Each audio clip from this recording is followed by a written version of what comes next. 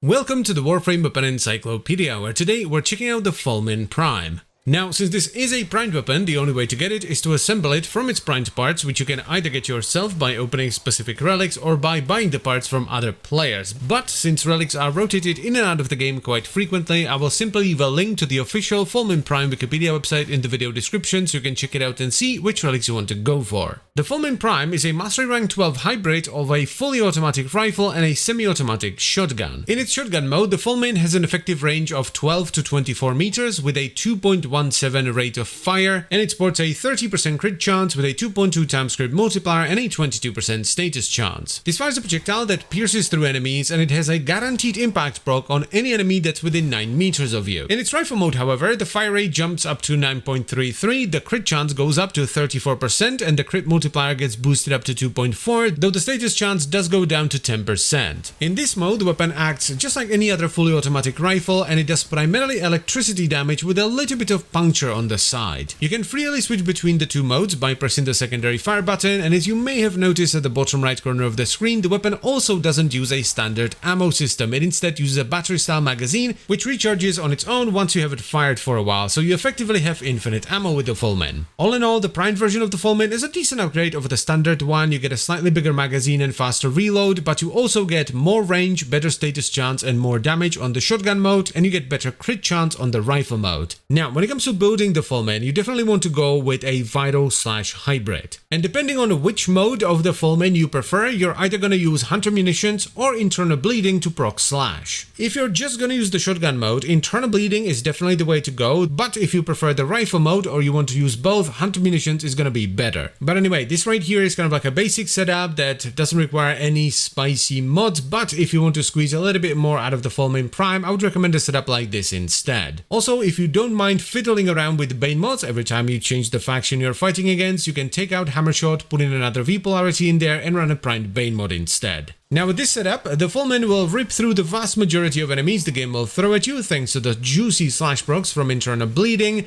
but you have to use it with its shotgun mode, as the rifle mode unfortunately doesn't proc any impact that could be converted into slash. Now if you're going to be building for the shotgun variation of the Fulmin, it is a good idea to put in a bit of extra forma to then run a terminal velocity in the Exiles, as this increases the projectile speed, which increases the range in which the weapon force procs impact. So all in all, I really like the Fulmin Prime. It's not a massive upgrade of the standard Fulmin, but that's mainly because the standard Fulmin was already pretty damn good. It's just a fun gun that does solid damage, so I would definitely recommend you pick it up. And as always guys, I thank you very much for watching, I hope you've enjoyed the video and found it helpful, and I will see you next time.